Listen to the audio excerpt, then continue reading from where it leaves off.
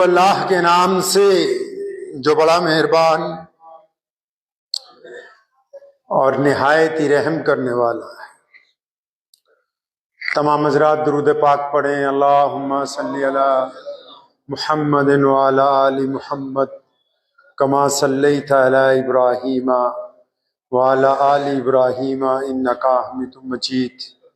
अल्लाहुम्मा बारिक अला मुहम्मद व अला आलि मुहम्मद कमा बारकता अला इब्राहीम व अला आलि इब्राहीम इन्नका हमीदुम मजीद।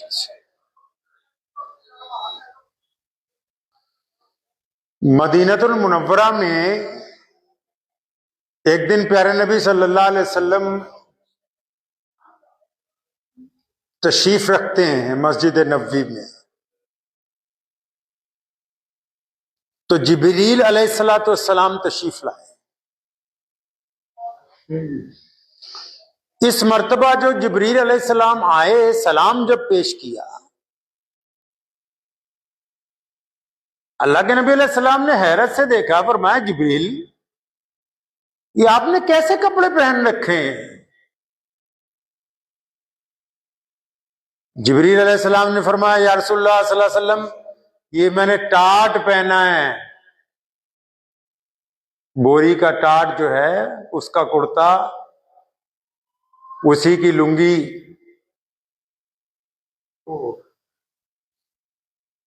फरमाया अच्छा तुमने ये क्यों पहना? फरमाया या रसूलुल्लाह सल्लल्लाहु अलैहि वसल्लम मैंने ही नहीं, अल्लाह ताला ने आज हुक्म दिया है भी जितने फरिश्ते हैं, मलाइका है, वो टाट पहनो।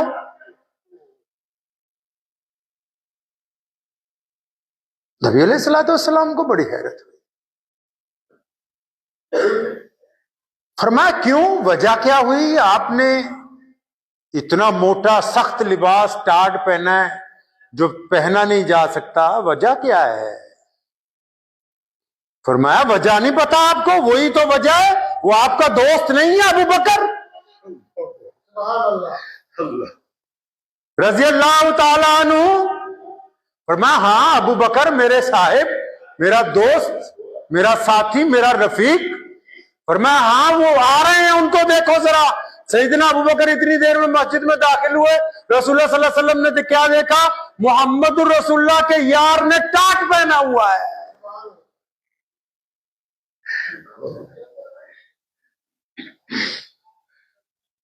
नबी अलैहिस्सलाम बड़े हैरान हो गए। अबू बकर टाट क्यों पहना? फरमाया या रसूलुल्लाह आपने सुबह ऐलान नहीं किया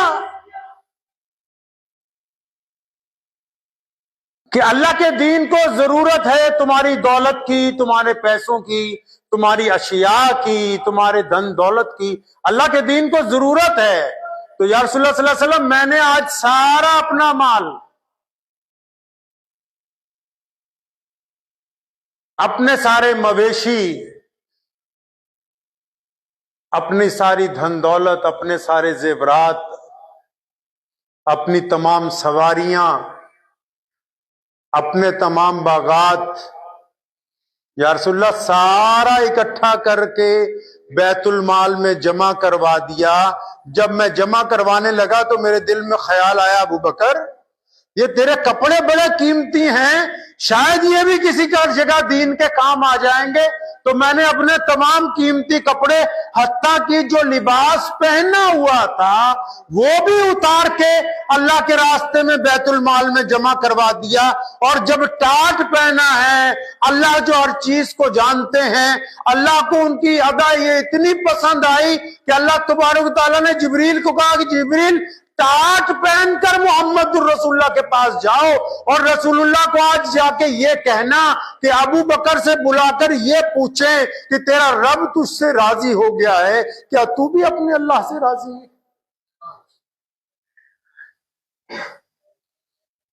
नबी अलैहिस्सलाम ने ऐलान फरमाया। इसी वाक़े में सैयदना उमर रज़ियल्लाहु तआला अन्हु का किस्सा आता है। हसद नहीं करते थे साहबा, हसद नहीं करते थे। फरमाते थे मैंने सोचा था कि आज अबू बकर से आगे निकलूंगा,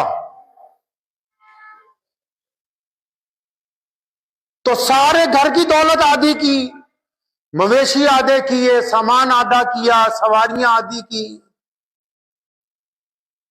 तो फरमाते जब रसूलुल्लाह सल्लल्लाहु अलैहि वसल्लम के दरबार में पहुंचा अपना सारा माल लेके, मुझे लगा कि आज उमर का माल सबसे ज्यादा है।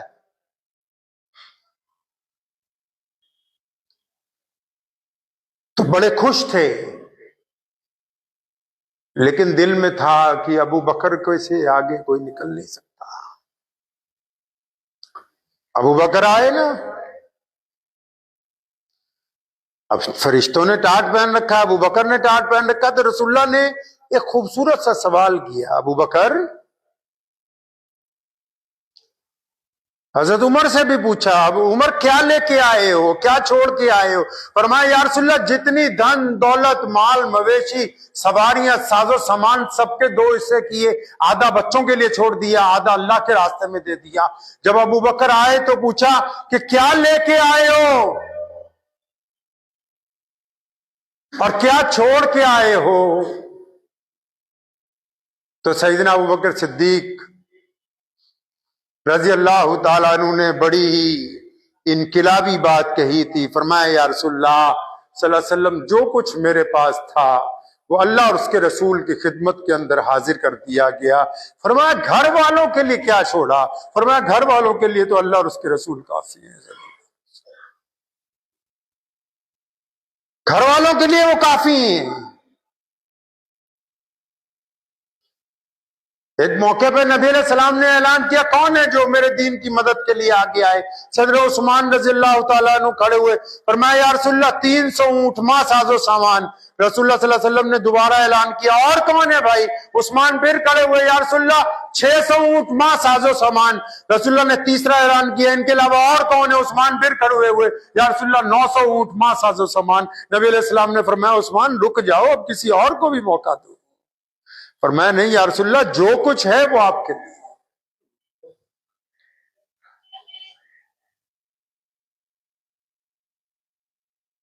अल्लाह के रास्ते में जो लोग खर्च करते हैं उनका यह मुकाम है कि अल्लाह ताला उनको सलाम भेजते हैं। जिब्रील को कहा मोहम्मद रसूलुल्लाह सल्लल्लाहु अलैहि वसल्लम से जाके कहना कि तेरा रब तुझसे राजी है। अबू बकर तू भी बता कि तू अपने रब से राजी हो गया कि नहीं?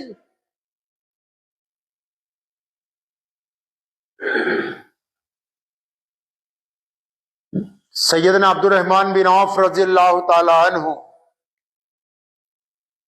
बड़े जलीलुल कदर सहाबी हैं, अरबपति। उस वक्त के, आज के तो बिलियनियर होंगे। नबी अलैहिस्सलातु वस्सलाम के विसाल से पहले जब कोई बात होती थी कारोबार की, सीधा नबी अलैहिस्सलाम के पास, या रसूलल्लाह मुझे क्या करना चाहिए? अल्लाह के नबी अलैहिस्सलाम मशवरा दे देते थे। अब आप सल्लल्लाहु अलैहि वसल्लम का जब विसाल हो गया, कुछ मुद्दत गुजर गई, एक दिन बड़े परेशान हुए, दिल बड़ा बेचैन हुआ।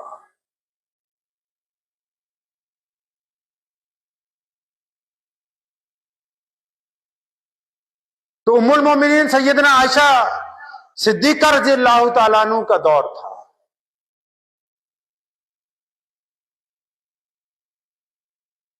अब मुसलमानों के लिए दरवाजा तो एक ही है,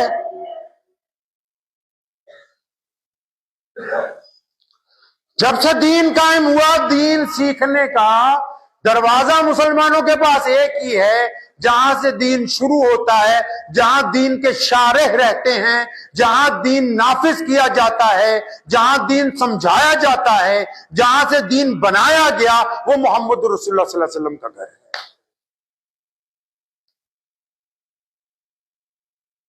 अब अब्दुर्रहमान बिन औफ सीधे पहुंचे कहां? नबी अलैहिस्सलाम के घर। अल्लाह के नबी सल्लल्लाहु अलैहि वसल्लम का तो विसाल हो चुका है। दरवाजा खटखटाया, सलाम किया, अम्मा जी सलाम अलैकुम। अम्मा जी ने जवाब दिया, हाँ बेटा कैसे आए आज? फरमाया अम्मा जी सारी रात नींद नहीं आई, दौलत इतनी है कि बस संभाले नहीं संभलती, दिल बड़ा बेचैन। अल्लाह के नबी सल्लल्लाहु अलैहि वसल्लम होते थे, वो मुझे तरीका बताते थे, कुछ ना कुछ समझाते थे। अम्मा जी कोई मशवरा दीजिए। अंदर से अम्मा जी ने क्या कहा, बेटा ऐसा करो, अभी जाओ सारी दौलत के 2 हिस्से कर दो। अंदाजा लगाइए, जो बंदा फरियाद कर रहा है वो खरबपति आदमी है। जहां से हुक्म आ रहा है वो मोहम्मद रसूलुल्लाह का घर है। पूछा अम्मा जी क्या करना है, फरमाया बेटा जाके दौलत के 2 हिस्से करो। फरमाया जी अम्मा जी अभी करवा देता हूं मुंशियों को कह के। तो क्या करना है अम्मा? फरमाया बेटा एक हिस्सा सारे का सारा शाम होने से पहले अल्लाह के रास्ते में सदका करते, आदि कर दे सारी दौलत को।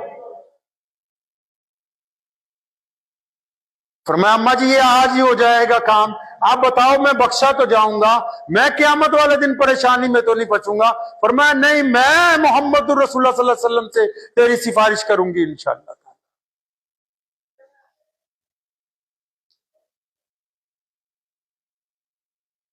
एक सहाबा आए नबी अलैहिस्सलातु वस्सलाम के पास, कहा या रसूलल्लाह कुछ दीजिए। नबी अलैहिस्सलाम ने कुछ दिया, उसने थोड़ा सा मुंह बनाया।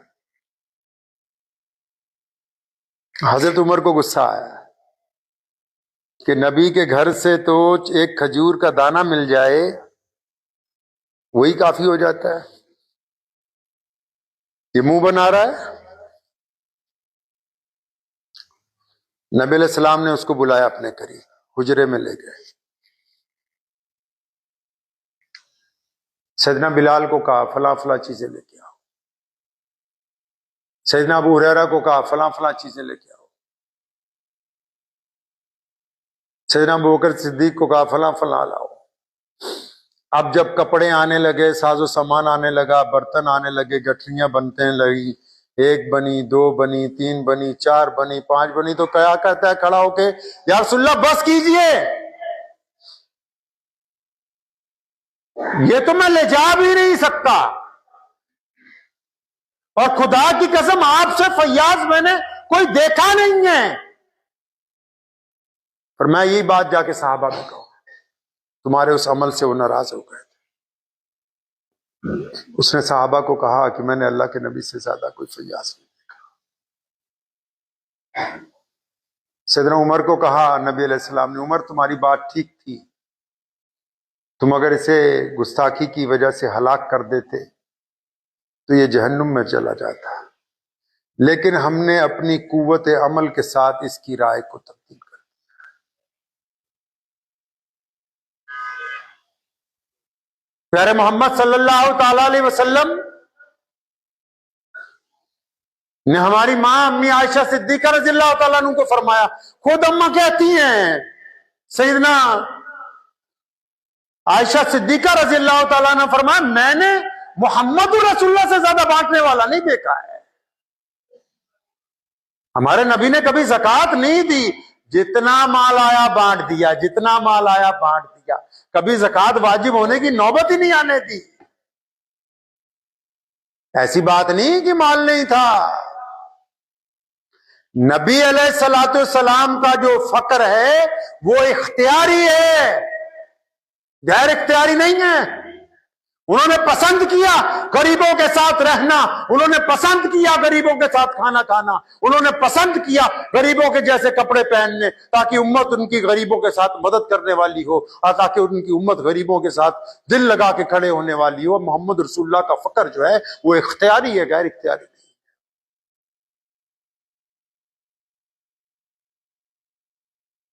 अम्मा आयशा रज़ियल्लाहु अन्हा फरमाती, इतना फैयाज किसी को, ऐसा करीम नबी फरमाती, जब जाते थे कहीं मुझे कहना, आयशा अगर मेरी गैर मौजूदगी में कोई मांगने वाला आ जाए, फरमाया ऐसा ना हो कि वो मेरे घर से खाली वापस चले जाए। खाली नहीं जाना चाहिए मोहम्मद रसूलुल्लाह के घर दरवाजे से कोई।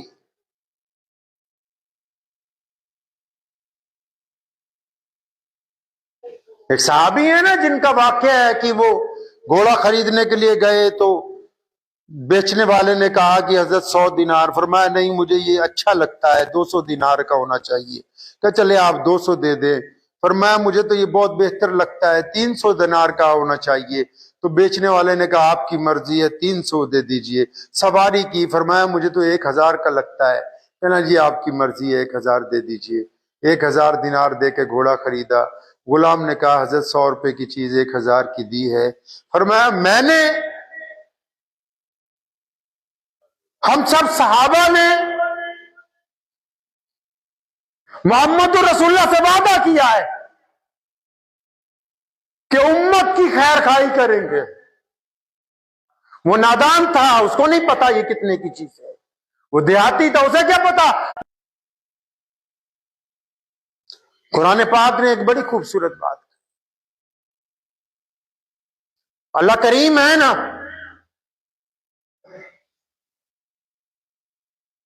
फरमाया जब मांगने वाला तुम्हारे पास मांगने के लिए आए तो उसको झिड़कना नहीं।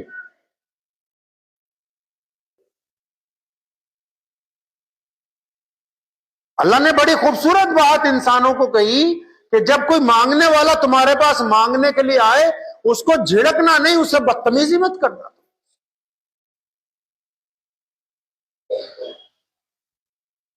क्यों कही?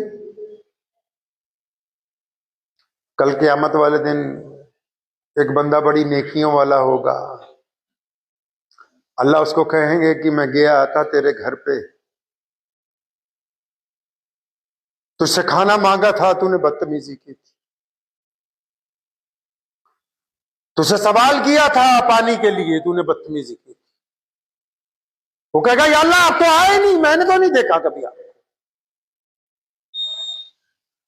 फरिश्ते कहेंगे खुदा ने कहा कि वो जो आने वाला था वो अल्लाह ही की तरफ से तो था। रमजान आ रहा है, लोग आएंगे। रसूलुल्लाह चाहते हैं कि आप उनको झिड़के नहीं। अल्लाह चाहते हैं कि आप उनको झिड़के नहीं। ठीक है, कई बार जेब में पैसे नहीं होते,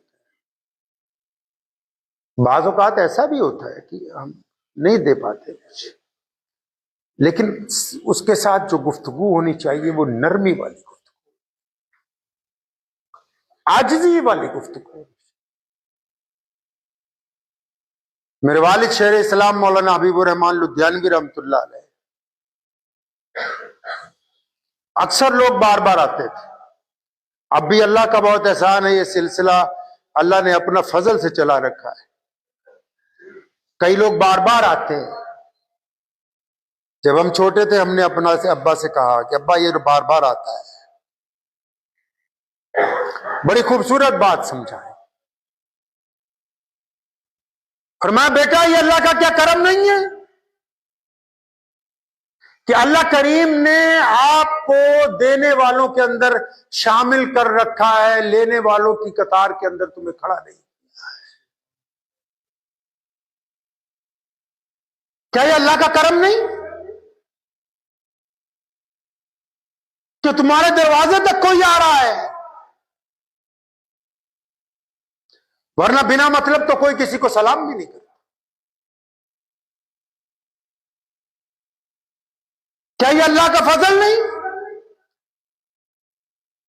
वो तुम्हें आके कहता है कि रब और रसूल के नाम पर कुछ दे दो मुझको, तो हमें कहा करते थे बेटा ये खुदा का शुक्र मनाओ, अल्लाह ने देने वालों में रख रखा है, लेने वालों में। नबी अलैहिस्सलाम ने मस्जिद नबवी बनानी थी, एक आवाज लगाई अभी, फरमाया मैंने यहां अल्लाह का घर बनाना है, मस्जिद बनानी है। अबू बकर सिद्दीक आगे बड़े, मस्जिद नबवी की जगह खरीदी।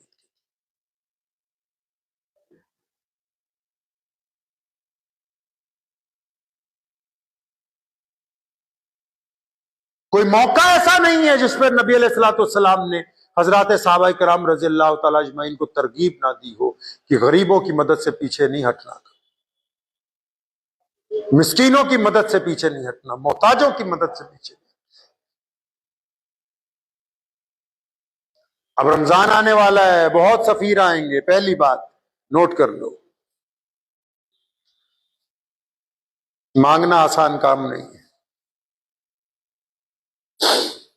हम लोग कभी चंदा करने नहीं गए आज तक मुल्क में। बड़े बड़े आते हैं लोग, वो समझते हैं मौलवी को बुलाएंगे, हजरत चंदा करवा देंगे। मैं कहा भाई ये तो बड़ा जिल्लत का काम है। अल्लाह अपने घर का मोहताज रखे, बस परेशानी का काम है। लेकिन जो लोग आ रहे हैं, पहली बात नोट कर लो, उनमें औलमा भी हैं, दीनदार लोग भी हैं, दयानतदार भी हैं, ईमानदार भी हैं। आपकी जो उनके साथ गुफ्तगू होनी चाहिए वो अदब के दायरे के अंदर होनी चाहिए, अदब के दायरे से बाहर नहीं होनी चाहिए। क्योंकि उनकी एक खासियत है, आप अपने लिए काम कर रहे हो, वो अल्लाह के दीन के लिए काम। अपने लिए ताना सुनना आसान है, दीन के लिए ताना सुनना। ये बड़े बड़े मदारिस, हजारों बच्चे पढ़ रहे, हुकूमतें कांप रही हैं जिनसे। उनके छोटे छोटे मौलवी तुम्हारे पास आते हैं, 10 रुपए, 20 रुपए, 50 रुपए, और उस कतरों को इकट्ठा करके इतने बड़े इदारे तामीर करके खड़े कर दिए कि पूरी दुनिया का कुफर कांप रहा है। उनकी ईमानदारी ने, उनकी दयानतदारी। तो रमजान में इस बात का ख्याल रखना है कि जो औलमा आपके पास आए, दीनदार लोग आए, बुजुर्ग आए, उनका एहतराम करना, इकराम करना है। करेंगे इंशाअल्लाह ताला। उनको मदरसे के लिए भी पैसे देने, उनको उनके जाती खर्च के लिए भी हदिया देना।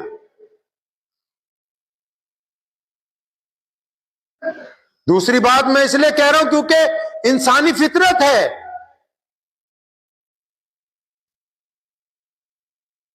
अगर आप चाहते हैं कि कोई बंदा चोर ना बने तो उसको चोरी का मौका ना दीजिए। आप चाहते हैं कि आपके बच्चे चोर ना बने तो जानबूझ के घर में कुर्ता वहां टांगिए जहां से रोजाना वो पैसे निकालने, आप उनको मौका दे रहे चोरी करने के लिए। मौका ना दीजिए।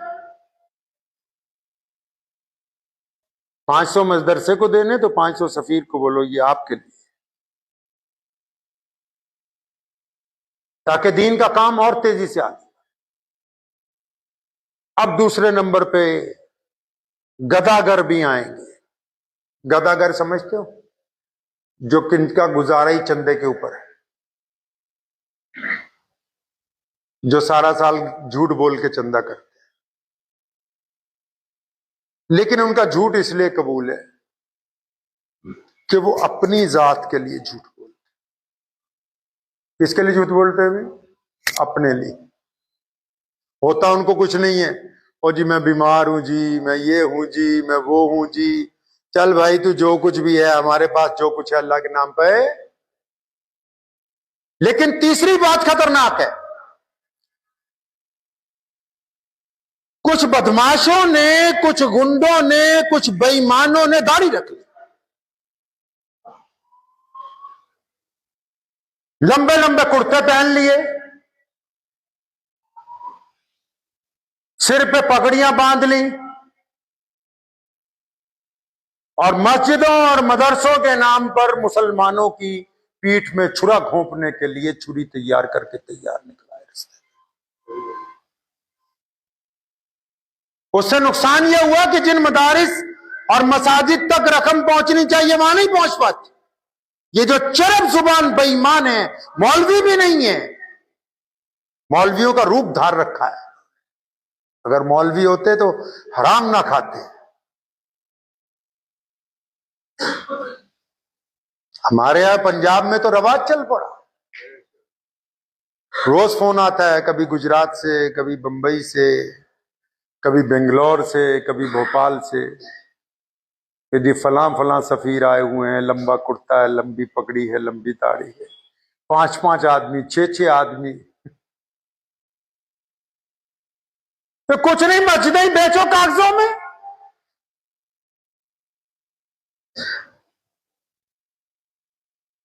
तो जो लोग दीन का नाम लेके दीन से बददयांती करना चाहते, उनके बारे में इस्लाम ने कहा कि इनको नहीं बख्शना। ये जो गदागर मांग रहा है, झूठ बोल रहा है अपने लिए, लेकिन वो अपने लिए बोल रहा है कि जी मेरी बेटी की शादी है, मेरी माँ बीमार है, मेरा बाप बीमार है, वो अपने घर के लिए झूठ बोल रहा है। लेकिन ये जो बेईमान खड़ा होकर कह रहा है कि जी मैंने पंजाब में मस्जिद खाली करवाने के लिए पैसा चाहिए, मुझे पंजाब में फला मस्जिद गिरा दी गई थी, मैंने उसको खाली करवाया, उसके लिए पैसा चाहिए, जबकि जमीन पर इसने कुछ नहीं किया। ऐसे बददियांतों को पकड़ के लाओ, पहले तस्दीक करो, अगर सही हो तो एहतराम, अगर बददयानत हो तो मुकदमा दर्ज करके इनको जेल भिजवाओ, ताकि मुसलमानों की हलाल की कमाई इन बेईमानों की कोठियों के ऊपर। इनकी पहली पहचान ये है कि अकेले चंदा नहीं करते। जो आम मदरसे का सफीर होता है, नेक लोग होते हैं, वो एक ही बंदा जाता है कि भाई मैं फला मस्जिद से आया मदरसे से। ये पांच पांच जाते हैं। गीदड़ है ना, गीदड़ समझते हो, गीदड़ डरपोक होता है, तो ये पांच पांच छह छह जाते हैं, एक को बाबा बना लेंगे कि ये वड्डा शैखुल हदीस है जी, नऊजुबिल्ला। ये पांच पांच छह छह जाते हैं बिहार में, गुजरात में, महाराष्ट्र में, वहां के भोले भाले मुसलमानों को बेवकूफ बनाने के लिए।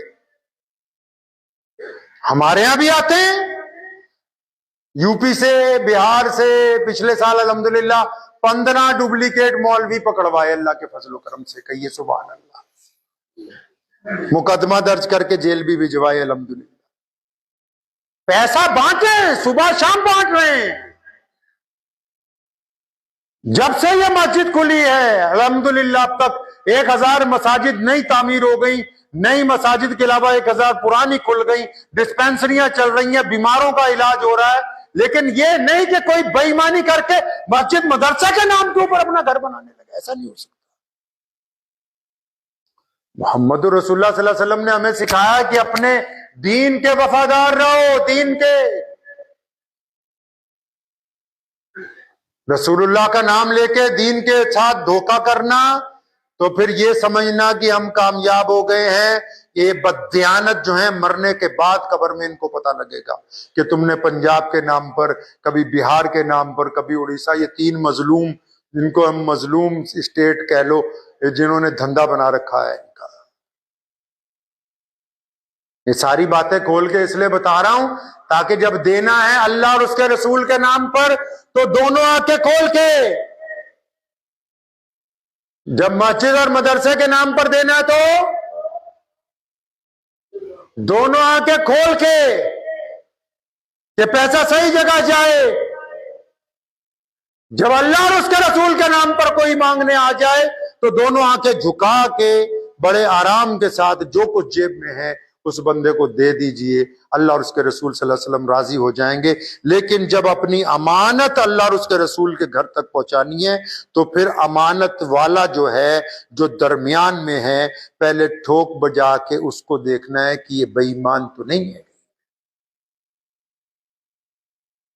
हमारी तारीख है इस्लाम की, कोई बजट नहीं, कोई बड़े बैंक खाते नहीं, लेकिन उसके बावजूद बड़ी बड़े लाखों मदारिस, मसाजिद तामीर कर दी मुसलमानों ने। कभी इंकार नहीं किया। कौम को जब कुछ कहा उलमा ने, अब भी इंशाअल्लाह ताला, अब भी रमजान आ रहा है, लोग आएंगे बहुत, उनका इस्तकबाल है, कोई इंकार नहीं है। लेकिन इसके साथ साथ बेईमानों से मुसलमानों को बचाना, वो मस्जिदों के प्रधानों की, मस्जिदों के जिम्मेदारों की ड्यूटी है। इस ड्यूटी के साथ ये बात जरूर याद रखें कि बेईमान पकड़ने के चक्कर में किसी ईमानदार की बेइज्जती नहीं होनी चाहिए। दुआ भी कीजिए, वक्त भी बहुत हो गया है, कि अल्लाह करीम मुझे भी और आप सबको इस पे अमल करने की तौफीक अता फरमाए। हमारे